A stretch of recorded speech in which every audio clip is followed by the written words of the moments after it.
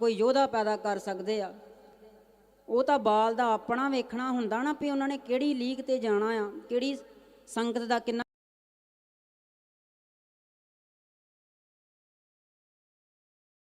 कोई योद्धा पैदा कर सकते आ। वो तो बाल का अपना वेखना हुंदा ना भी उन्होंने किहड़ी लीग ते जाना आ, किहड़ी संगत का किन्ना कसरा होना आ। पर नहीं, मां दे उत्ते ही सारा निर्भर हुंदा आ। जे मां दे हत्थ दे विच गुटका साहब आना कि बच्चे नूं जन्म देण तो पहलां जे गर्भ दे विच बाल आ ते गुटका साहब हत्थ विच आ ते बच्चा जो पैदा हुंदा आ थोड़ा वड्डा हुंदा उहदे मन अंदर उहदे हिरदे अंदर वाहिगुरू वल्लों ही भगती दी तांग जिहड़ी ओह होऊगी। जे मां दे हत्थ विच मोबाइल आ, टीवी वेखण का शौक आ, गंदे मंदे गीत कन्नी पाउण का शौक है, तो गां बाल भी उस तरह का होवेगा। बाबा ए कौम मर्द मुजाहिद दमदमी टकसाल के मुखी संत बाबा जरनैल सिंह जी खालसा भिंडरां वाले महापुरख, उन्हां दा 101 जपजी साहब सी। महापुरखों की भजन बंदगी बड़ी सी। 13 साल की उम्र तो ही उन्होंने 21 पाठ जपजी साहब के करने शुरू कर दिते। कंडियां ते बह के भी महापुरखों ने भगती की ली। 44 दिन लगातार वाहिगुरू का जाप भी उन्होंने किया।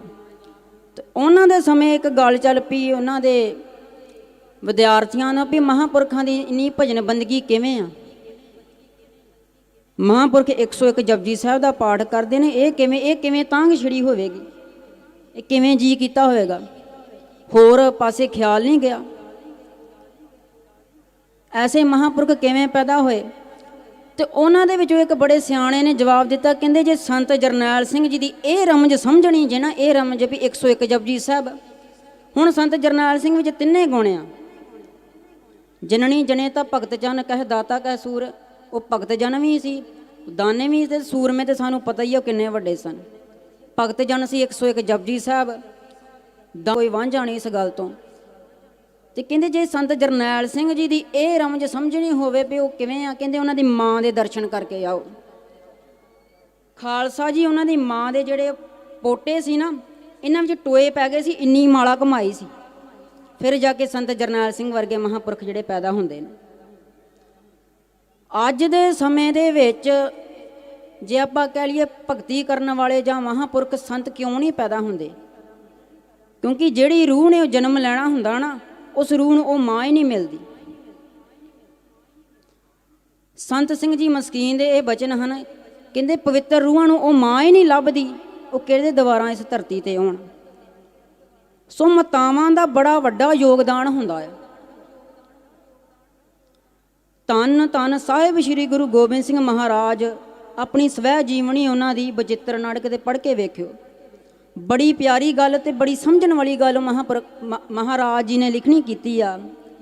कहंदे तात मात मुर अलख अराधा बहुविध जोग साधना साधा, तिन जो करी अलख की सेवा ताते भये प्रसन्न गुरदेवा। महाराज कहंदे मेरे तात मात मेरे माता पिता तात मात मुर अलख अराधा, उन्होंने बड़ी भगती की।